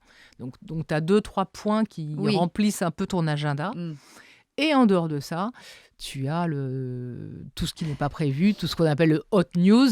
Mais ça, quand on a un tout petit bébé à la maison, évidemment, j'imagine que ça doit être compliqué à organiser. Quand tu rentres, Philippe t'attend pas sur le pas de la porte en te disant « Tiens, allez, moi c'est bon, je me casse. Je te refile le petit bébé. paquet. » Oui. Non, C'était comment justement le retour? Parce que j'imagine qu'il faut reprendre ses marques, même entre vous, entre Philippe et toi, même si vous étiez rodés, mais avec un bébé au milieu, ça doit tout changer quand même. Alors, il y a un côté, effectivement, là, je rentre, c'est un peu à moi de tout faire, hein. Ah ouais. Alors que, Quand en même. fait, tu reviens d'une mission, t'es claqué, mais c'est pas grave. T'es pas parti en vacances, quoi. Hein, voilà. D'un autre côté, je prenais aussi, quand les enfants étaient petits, des congés en rentrant, et j'étais contente de revenir dans ce quotidien. Et en fait, une échappatoire aussi. Pour te vider la tête, il n'y a rien de mieux que de revenir Bien à la sûr. réalité, Ouais. la réalité avec des enfants, des activités, des repas, des lessives, tout ça. Ah, ça te remet direct dans le bain, il n'y a aucun Ah, c'est souci, sûr. hein, franchement. Quand tu te retrouves au Ouais. square Ah bah oui, et oui, que c'est sûr. et qu'il y a quelques jours, tu étais, Ouais. sur le front, c'est sûr que c'est le grand écart. Mais toi, c'est un grand écart qui te fait du bien, Oui, qui me fait du qui te bien et qui recentre. m'aide à revenir dans la vie. Parce que quand tu reviens, tu laisses un peu une partie de ton âme, de ton cœur, de ton esprit dans le pays que tu viens de quitter. Ouais, Parce que oui. comme je te disais, il y a des liens très forts qui se créent. Tu abandonnes les gens, tu as peur pour eux, et puis tu as vécu sous les bombardements, mettons, pendant X semaines. Euh, tu- du jour au lendemain, tu te retrouves à Paris, au chaud, Mmh. sans danger, sans sirènes qui descendent aux abris, sans missiles qui explosent pas loin. C'est un silence étrange, quelque part. Bah oui, c'est-à-dire qu'il faut avoir une capacité quand même de cloisonnement assez développée pour se Mm. dire, OK, Ça, donc je ça, laisse. je le laisse derrière moi. Là, je me concentre sur mon bébé qui a un rhume, qui a envie Mm. d'aller faire des pâtés ou qui me fait une crise parce qu'il n'a pas le jouet qu'il veut, j'en sais rien. La vie de maman, quoi. Mm. Ça doit être quelque chose justement de garder la bonne distance ou à l'inverse d'embrasser le moment alternativement comme ça. Mais toi, tu arrives assez rapidement et assez naturellement, j'ai l'impression, à passer d'un monde à l'autre. Oui, mais ça, c'est grâce aux enfants. Vraiment. Tu Ouais, dirais que ouais. c'est eux qui C'est eux t'aident qui te à ramènent, ça. et puis tu te dois de reprendre ton rôle de mère, de leur redonner l'amour qu'ils n'ont pas eu pendant les 15 jours, 3 semaines où tu n'étais pas là. Euh, donc ça vient naturellement, cet amour, mais parfois, ouais, c'est reprendre ta place Ouais. au plus proche de ce que tu as laissé pour eux, pour leur équilibre, Mm. et puis tu caches, hein, tu intériorises énormément de choses. Avec Philippe, ça se passe comment? Est-ce que tu es du genre à raconter justement quand tu Pas rentres? tellement. Non. Pas tellement. Tu Et vois, lui, il te pose autant, pas trop non, de pas questions? tellement, c'est étonnant, parce que Ok. autant il gère, il a accepté mes choix, mes reportages. C'est parfois des amis qui disent, mais tu sais qu'il était très, très inquiet. Je dis, ah bon? Je dis, non, il n'est pas du tout inquiet. Ah non, non, mais si, Ah, donc lui aussi, il il m'en masque. parlait, il avait les larmes aux yeux. Je dis, ah! Je dis, mais non, non, non, pas du tout, il flippe pas du tout. Bah, détrompe-toi. Et tu vois, j'étais surprise, Hmm. mais c'est sa façon à lui de se protéger ou de protéger la famille, de pas non plus. Et je pense qu'il a raison, de pas mettre ce stress, ses angoisses, ses peurs, d'en parler, de le Hmm. disséquer. Non, faut pas. Il y a des choses qu'il faut savoir ne pas trop raconter ou ne- il me demande pas plus de détails que ça Ouais, ouais. sur les histoires. Oui, c'est votre Mais façon aussi de vous préserver l'un mm, l'autre mm, mm, et de parler d'autres choses quand mm. vous êtes ensemble. C'est ça aussi qui Oui, doit oui, oui. vous tenir. C'est que vous avez plein d'autres sujets de conversation que vos métiers. Oui, oui, oui. Non, non, mais Euh, c'est très bien. Et Et c'est c'est très très bien. Et bien c'est comme très ça. bien. Et alors, toi, quand tu rentres à la maison pendant ces premières années de la vie de Félix, il est comment ton bébé avec toi? Est-ce qu'il te fait payer tes absences? J'ai pas l'impression Non? qu'il m'ait trop fait payer mes absences. Et puis j'arrivais tellement avec ma dose d'amour qui Oui. débordait que je ne l'ai pas laissé exprimer ça. J'avais pas envie de voir ça, Oui. donc je ne le laissais pas. Non, non, non, je pense que j'ai fait en sorte que les départs soient toujours quand même légers, gais. Ah, après, quand il a 2 mois et demi, c'est sûr qu'il se rend compte de rien. Voilà. Mais après, on parle de quand il a 1 an, 2 ans, Alors 3 ans, 4 justement, ans, 5 à ans. quel moment il s'est rendu compte que sa maman partait longtemps? C'est venu à quel âge? À quel moment il a je éprouvé le déchirement du départ? Alors, le déchirement du Alors, il n'y départ, a pas pas eu, justement. trop, mais c'est vrai que moi, je les appelle au téléphone, je Ouais. leur parle, Et si, il y a des moments qui étaient un petit peu durs où il disait combien de temps tu pars, ou c'est long, ou tu m'as manqué, ou des choses comme ça. Mais j'essaie de mettre de la bonne humeur, effectivement, dans ces moments de départ ou autres. Donc, il n'y a pas de déchirement. Non, il n'y a pas de déchirement, il y a plutôt des belles retrouvailles. Moi, le déchirement, il est à l'intérieur de moi quand je pars. Oui, c'est Et ça. ça, c'est terrible, c'est le pire moment. Mais vraiment, depuis ce premier reportage, quand mon fils a 2 mois et demi et que je repars en Afghanistan, à chaque départ en Ukraine ou ailleurs, je pars, et au moment où je pars, j'embrasse Félix, Castille, mes enfants, et je les regarde dans les yeux et je leur dis « Maman t'aime ». Mais à chaque fois, chaque départ, mes 2 enfants, je dis ça, parce que je me dis « Et si je revenais pas ?» Donc pour moi, ce moment, il est absolument déchirant, parce que j'envisage le fait de Bien sûr. mourir sur le terrain et de ne jamais revenir.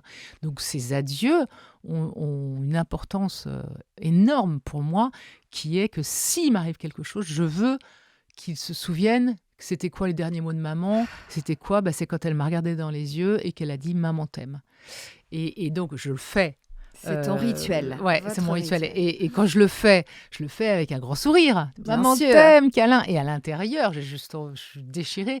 Et quand je ferme la porte, je prends le taxi, je pars à l'aéroport rejoindre l'équipe.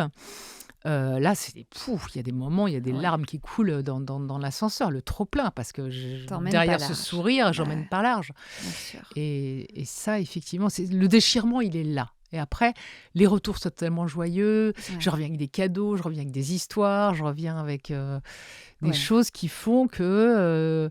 et puis, tout fonctionne bien. Il y a ma maman qui vient souvent, il y a Philippe qui est là.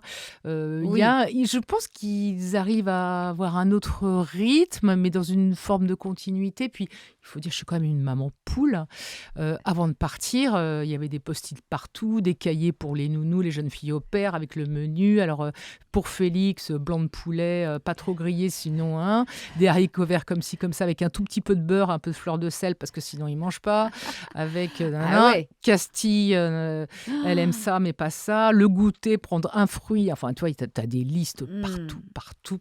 Ah oui, tu balisais mais tout. tout. Donc, il se passe 2 ans entre la naissance de Félix et la naissance de Castille, c'est ça ? Oui. Autant dire peu de temps. Oui. Donc, a priori, ce nouveau rôle de parent vous a plu et vous avez eu envie de réitérer.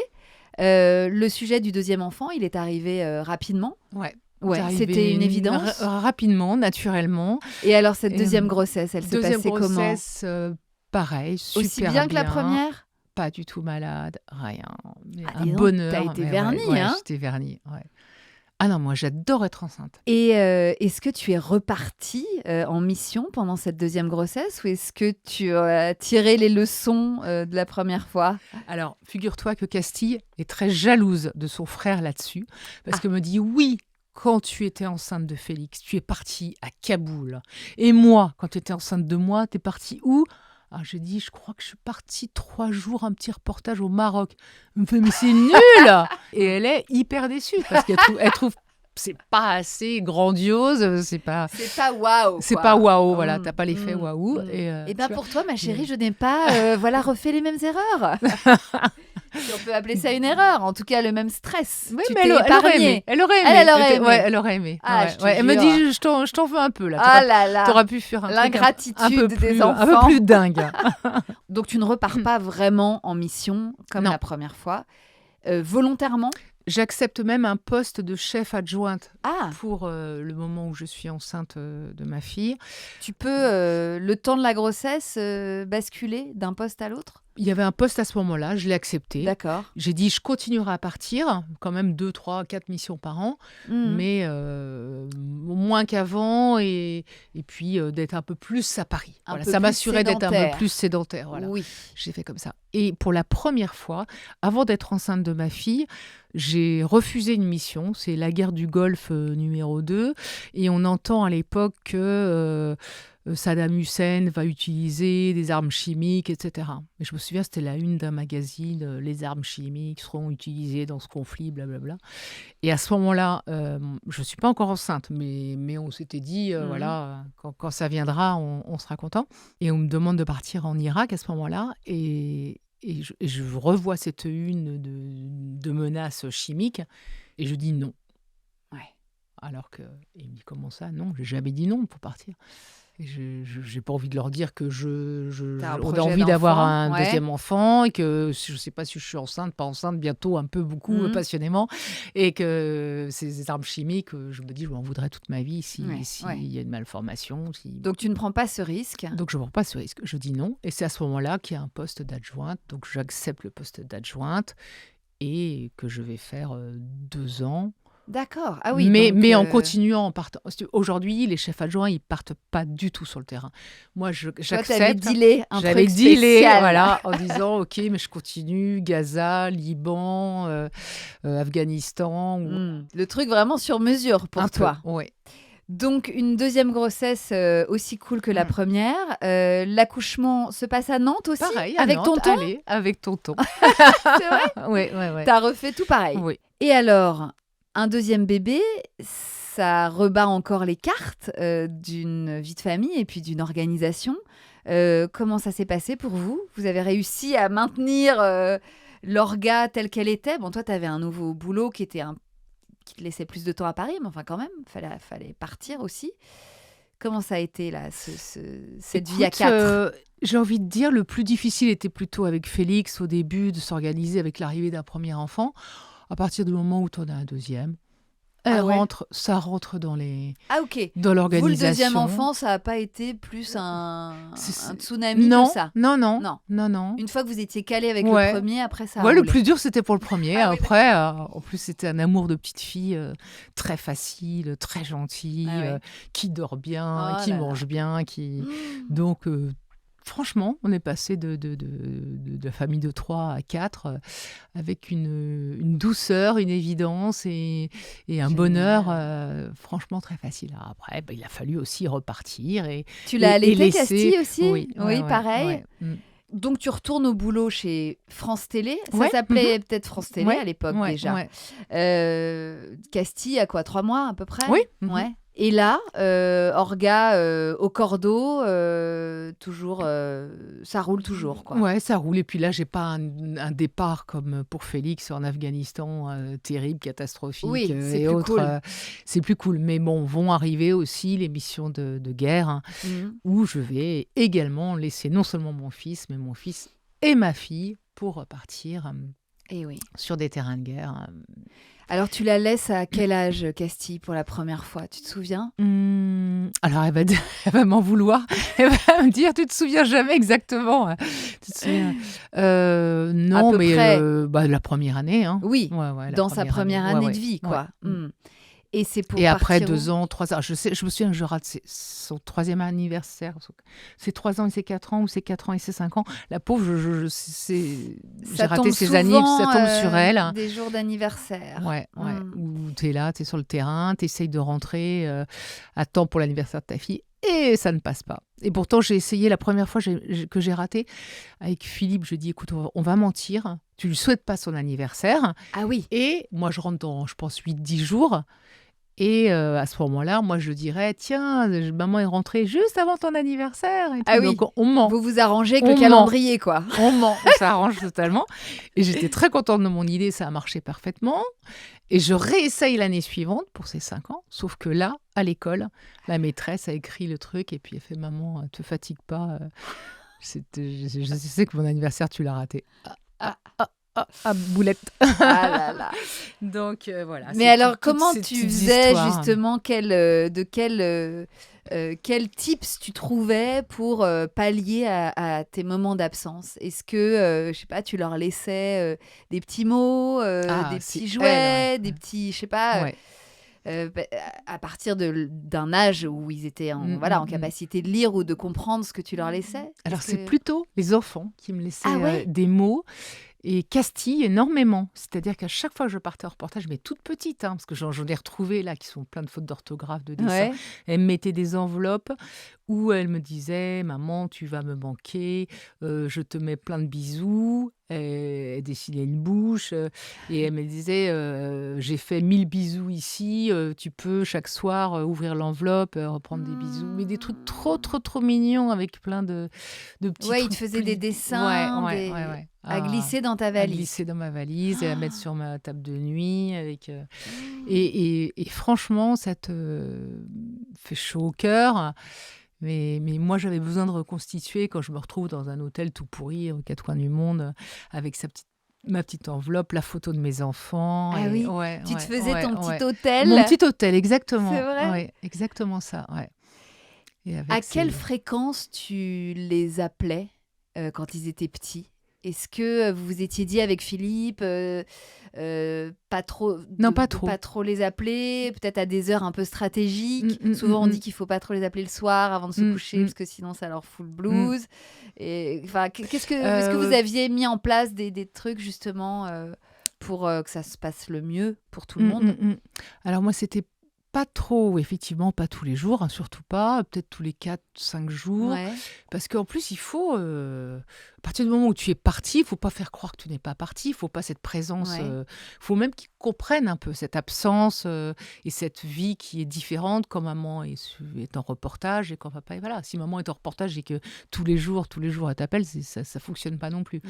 Donc, les appeler, pas trop longuement, rigoler. J'ai des souvenirs d'éclats de rire, de mes enfants, de beaucoup de bonne humeur et pas de larmes et pas de déchirements. Mmh. Donc c'est tant Tant mieux, c'est que mieux. j'ai réussi mes Oui. départs et l'organisation pour que personne n'en souffre trop.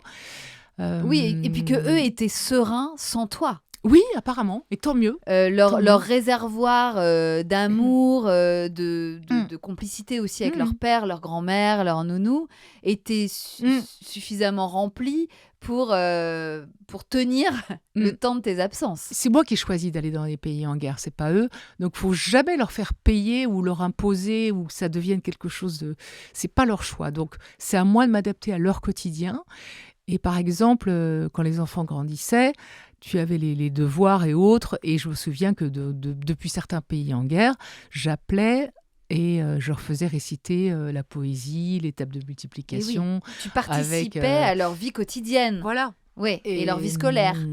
quand vers 7, 8 ans, ils commencent à comprendre que c'est dangereux. Ouais. Je me souviens, mon fils m'a demandé, «Mais maman, ça tire souvent quand tu es là-bas, c'est la guerre, mais tu peux, prendre une balle, tu peux mourir». Oh! J'ai dit: «Oh là là, ne nous emballons pas, c'est plus compliqué que ça». Donc j'avais rapporté le gilet pare-balles à la maison Ah, et j'avais fait essayer aux enfants. Donc mon fils avait 7 ans, ma fille, 5 ans et on a fait des photos, on a rigolé, le casque lourd sur la tête, mmh. le gilet pare-balles et que je peux te dire que les anciens, là, ils pesaient, bien 15 kilos chacun, donc tu mets ça Ouais.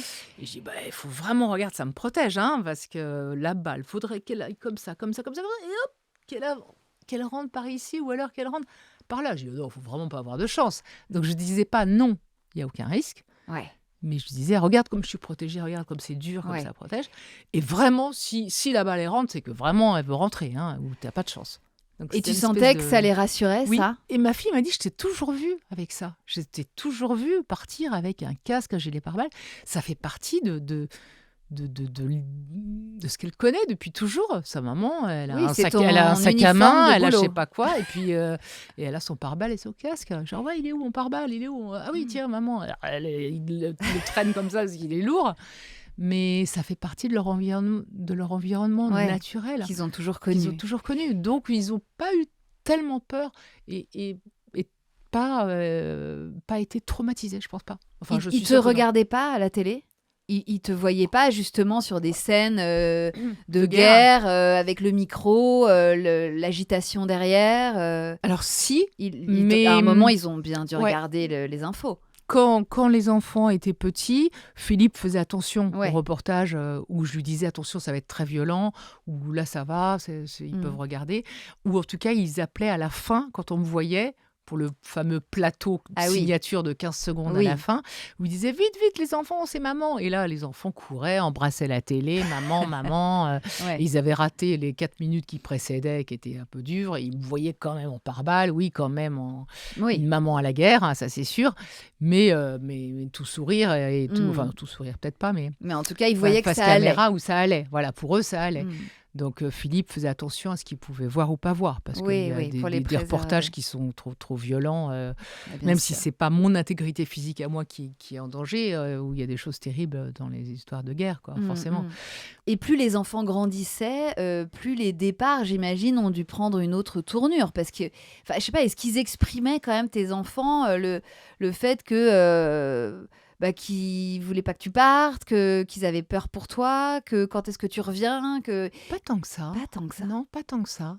Je sais pas, ouais, j'ai eu de la chance, hein. J'ai vraiment eu C'est pas que de la chance, c'est aussi un mode de fonctionnement que vous avez mis en place avec Philippe et tout votre cercle d'aide, là, de ressources, pour que ça se passe bien. Alors parfois, il y a aussi des non-dits. Il n'y a pas si longtemps que ça, sur l'Ukraine, j'étais au tout début de l'invasion. Et là, je suis restée 5 semaines avec une page d'histoire absolument dingue.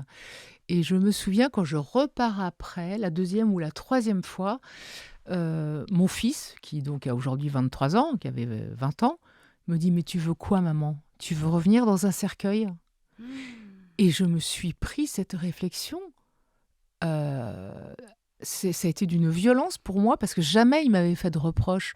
Jamais il avait parlé vraiment de risque de mourir ou de... Non. Et je me suis dit, finalement, ils ont dû en garder à l'intérieur d'eux pour que ça sorte dans une phrase aussi terrible que ça.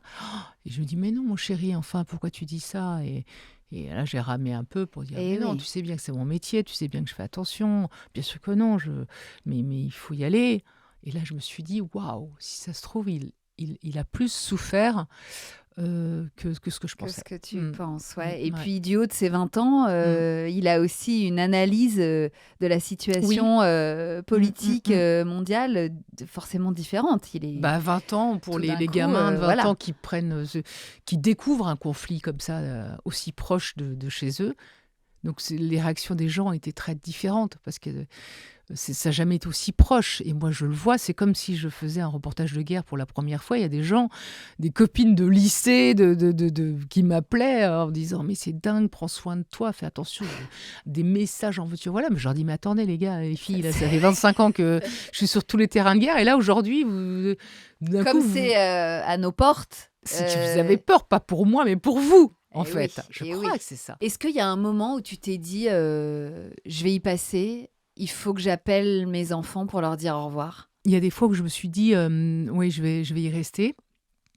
Mais j'étais pas en possibilité d'appeler mes enfants. Donc j'ai pensé très, très, très fortement à mes enfants. Notamment le 17 août 2013 en Égypte. Et avec mon équipe, on est arrêtés. On n'a pas d'autorisation de tournage parce qu'ils n'en donnent pas. Donc tu es bien obligé de faire sans. Et du coup, on est accusé d'espionnage. Et on se retrouve face à un mur, les yeux bandés, avec des hommes qu'on n'a pas identifiés, armés, qui chargent leurs armes. Et toi, tu es face à un mur de briques avec ton bandeau noir sur les yeux et le mec, clac, clac, clac, qui charge son arme dans ton dos. Et là, tu te dis, dans 30 secondes, je suis morte. Et là, mes enfants avaient 10 et 12 ans.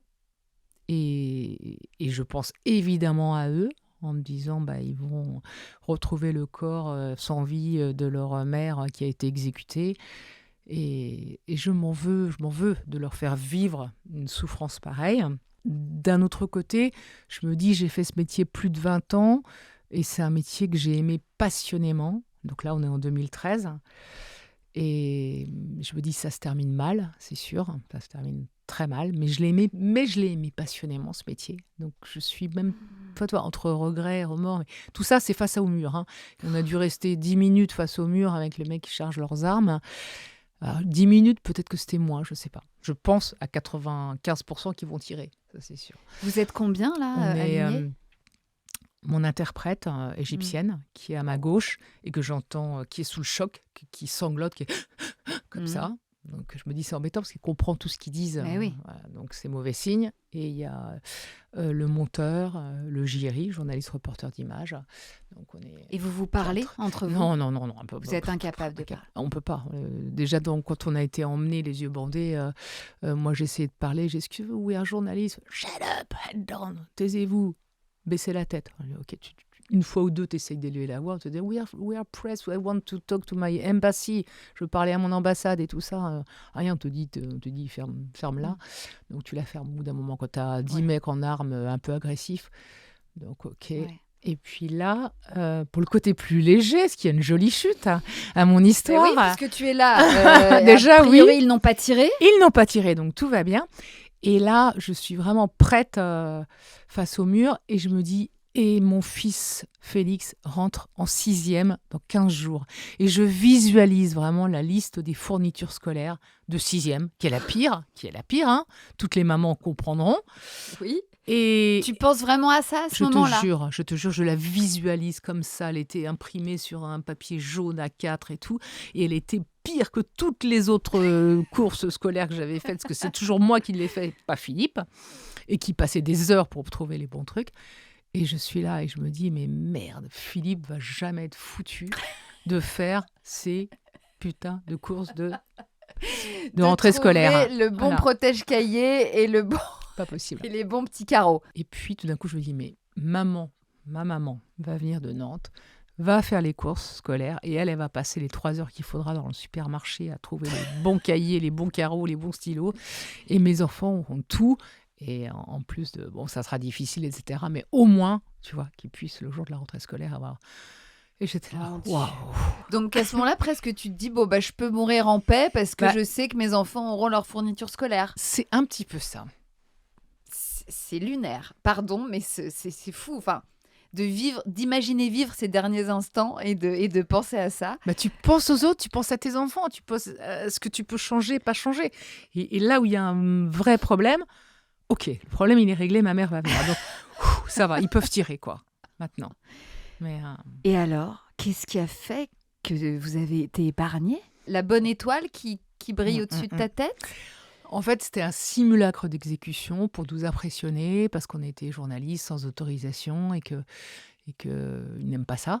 Et ensuite, il y a l'ambassade de France qui a été prévenue, le président ici en France, le ministre des Affaires étrangères. Il y a eu tout un travail comme ça, très très rapide, parce que ça peut partir en vrille, ces situations, de la diplomatie qui ont été très très bien.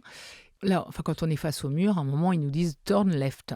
Tu te tournes à gauche et là, ils te ramènent en cellule, interrogatoire, accusation, etc. Et là, moi, à partir du moment où on se dit turn left, je dis ça va, on est tranquille, là, tout va bien, ils vont pas tirer. Tout va bien, là, c'est bon. Sauf que on est dans une cellule, on a toujours les yeux bandés et ils rentrent, ils sortent, là, on entend les bruits de cadenas, on ne sait pas trop ce qui se passe, est-ce que les mecs sont armés, pas armés, je sais pas. Et à un moment, il y en a un qui m'enlève mon bandeau. Et je lui fais « thank you ». Et sauf qu'il prend une cagoule par terre, il me met une cagoule encore pire. Et je lui dis « eh merde ». Donc oui, ils vont nous tuer quand même. Donc c'était... il soufflait le chaud, le froid, les émotions comme ça. Et du coup, 2 heures après, quand un autre mec enlève la cagoule, alors lui, je le fusille du regard. Alors que c'était le gentil, enfin, qui m'enlevait vraiment le truc et qui allait... Voilà, donc c'était une journée, tu vois, de 12 heures à peu près, un peu difficile. Et il nous libère. Un peu difficile. Mais... Et là, franchement, là, c'est une belle soirée, là. Et ça va, je ne suis pas traumatisée. Ça m'a pas traumatisée, cette histoire, parce que tout va bien, ils ne tirent pas. Et là, tu appelles tes enfants? Et là, j'appelle Philippe, ouais. Tu lui racontes? Et là, je lui raconte. Et pour la première fois, j'entends un vague sanglot au téléphone et je me dis, est-ce que j'ai bien entendu ou pas, ou je lui raconte, quoi. Et parce que lui a été prévenu dès le matin. Ah oui. Parce qu'il y a des gens qui nous ont vu nous faire emmener et les enfants non. Et en fait, une assistante de mon service de France 2 à Paris l'a prévenu en disant, écoute, Félix, et il dit, elle m'appelle jamais. Et il dit, écoute Philippe, il y a un petit souci, mais bon, t'inquiète pas. Et voilà, l'équipe a été arrêtée et emmenée Oh dans des là conditions un là peu... là là. Ah on oui, n'a pas de donc lui, il nouvelles, on a ne sait tout pas trop où vécu ils à sont. Voilà, distance. voilà. Donc la Mon journée Dieu. a été longue pour lui. Et je pense qu'il a eu, il a eu peur. Ouais. Et je crois avoir entendu un petit sanglot d'angoisse ou de je sais pas quoi, ce qu'il ne fait jamais, jamais, jamais, jamais, jamais. Donc là, les retrouvailles, elles devaient avoir une autre saveur quand même quand tu t'es revenu d'Égypte, non? Ah bah évidemment, Là, tout c'était d'un coup, quel bonheur de retrouver sa ah, famille, c'est le cadeau du ciel, merci ma bonne étoile. oh là là, mon Et, Dieu, mon mais Dieu. alors, l'histoire, les enfants ne la connaissaient pas, parce que moi, ce que j'ai dit pour mes enfants, Ouais. c'est que on avait été arrêtés, interrogés, que vraiment, ils n'étaient pas très sympas, les gars, quoi. Ils étaient un Ah peu ouais. méchants, quoi. On n'irait pas Hmm. en vacances là-bas, hein. Et, et donc, ils ne savaient pas. Et là, dans le livre, je raconte cette histoire avec tous les détails. Et ma fille et mon fils ont découvert l'histoire. Ah là là, c'est la Ouais, première ouais. fois qu'ils ont eu tous les détails. Mm. Waouh. Et alors? Et ma Ils fille, elle t'en ont m'a dit, parlé? écoute maman, tu m'avais juste dit que vous aviez été arrêtés, mais je pense que tu avais oublié quelques détails, hein. Et bon, maintenant, elle est assez grande, quoi. Et Waouh, c'est alors, vrai que c'est ce sûr que... livre, c'est l'occasion de rentrer dans tous les détails. Donc, il s'appelle Maman s'en va en guerre. Et tu l'as vraiment écrit pour tes enfants, À la base, ouais, je entre voulais qu'ils autres. comprennent. Je voulais Ouais. qu'ils comprennent pourquoi leur maman n'était pas là. Bah, parce que c'est une histoire de passion. Et ce qui est formidable, c'est qu'à la fin, j'ai demandé à ma fille de m'écrire une lettre. Oui. Comment tu as vécu, toi, mes absences, les anniversaires ratés? Et franchement, je pensais que j'allais me faire un peu plus tacler que ça. Mhm. Et elle m'écrit une lettre absolument magnifique, en résumé, qui dit qu'elle est fière de moi, que j'ai la chance de faire un métier que j'adore et que ça n'a pas de prix et qu'elle rêverait, elle, de trouver ça dans sa vie.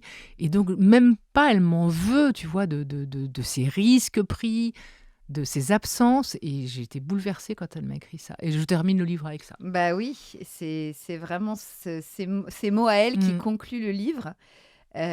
Bon, je vais pas les lire parce que sinon je vais pleurer, mais je vous invite à lire ce livre qui est vraiment qui vient du cœur Mm. et des tripes et qui a un merveilleux témoignage que tu leur offres. Il y a même des photos de famille et du terrain avec tous ces gens que tu as croisés sur ta route.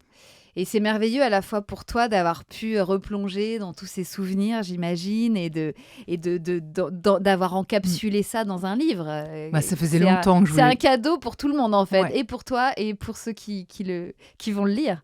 Ça faisait longtemps que j'avais Mm, envie de le faire, déjà pour mes enfants. Et puis mm. d'abord, tous ces reportages, je me dis, et je te dis, à chaque fois que je pars, je me dis, et si je revenais pas? Et à chaque fois, avant de partir, je me dis, j'ai toujours pas écrit ce livre, faudrait que s'il m'arrive un truc, ils sauront même pas tout, Bah ouais. tu vois. Donc là, aujourd'hui, Félix a 23 ans, Castille 20. Toi, tu es toujours reporter de guerre. Tu te dis quoi? Tu te dis que tu vas faire ça encore combien de temps? T'as encore la flamme qui brûle dans tes tripes, là? Eh ben écoute, oui, encore et toujours, Mm. je te promets que ce métier, je le fais avec la même passion que je le faisais il y a 25 ans. Ouais. Ça passe vite, évidemment, mais je pars, je rencontre les gens, je raconte les histoires, je vous emmène par la main dans mes univers, dans les pires endroits où vous allez voir il y a une lumière, il y a de la bonté, il y a de l'amour, il y a de la solidarité, il y a des histoires formidables, même dans les pires guerres.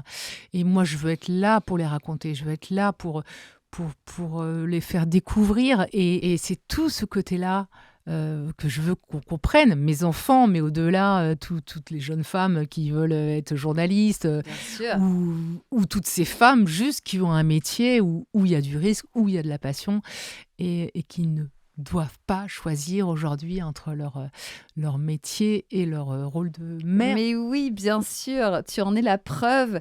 Et c'est vrai que tu as eu cette chance et cette intelligence humaine et parentale d'arriver à faire en sorte que tous ces risques, toute cette peur qui rôdait autour de vous, finalement, n'atteignent pas votre foyer et fasse que votre famille est restée quand même très unie pendant toutes ces années.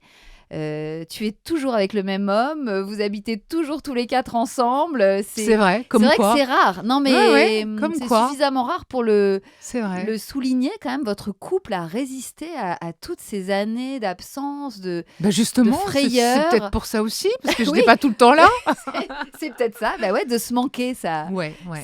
compte aussi. Mais C'est même important pour de les, se manquer. les départs, je te dis, Mhm. les départs sont durs, mais Mhm. les retours sont merveilleux. C'est chaque Non, et fois. puis j'admire aussi ta capacité, toi, à réussir à vivre l'extraordinaire et à te remettre dans l'ordinaire. Ah, mais j'adore, je suis hyper Parce casanière, que- j'adore faire les sorties scolaires, j'ai été de toutes les sorties scolaires. Donc il y en a Ah qui oui. il y a des gens qui peuvent se dire, c'est une mauvaise mère. Mais il y en a sûrement parce que de laisser ses enfants, de risquer sa vie, etc. Mais moi, j'ai l'impression, ça va apporter tellement de choses positives à ma famille, à mes enfants, que tu tires la vie vers le haut, que tu tires l'amour vers plus large, plus Ouais. grand. Donc finalement, et moi quand je revenais, j'avais tout ce temps perdu à récupérer en étant très présente, en Bah prenant oui. tous mes congés. Donc finalement, voilà, les enfants ont réussi à grandir, à trouver leur personnalité. Bon, aucun des deux ne veut être journaliste, mais c'est peut-être pas plus mal. Moi, j'aurais pas à m'inquiéter. Et Oui, ça, c'est vrai. finalement, Comme ta maman. bah, tu vois, c'est passé, et Oui, avec beaucoup d'amour. Et puis, il n'y a rien de mieux pour des enfants qu'une maman qui est pleinement épanouie Ouais, je pense. personnellement dans sa Mm. vie à elle de femme. Donc ça rayonne aussi au sein de la famille et de ton entourage. Et c'est important de le rappeler qu'il Il n'y a rien de plus n'y a important. rien Ouais. de mieux pour des enfants qu'une maman heureuse. Donc je continue. Donc, voilà. voilà. Pour le métier, je continue. J'y trouve toujours tellement de belles choses. Bon, bah écoute, on te souhaite alors que ça continue aussi longtemps que tu voudras, que tu pourras le faire. Merci infiniment, Dorothée. Merci Clémentine. On embrasse toute ta petite famille. On embrasse Philippe, évidemment, et Félix et Castille. Et ta maman. Ça marche, elle le mérite. Elle le mérite. Bisous, à bientôt. Merci. Bisous, ciao. Ciao.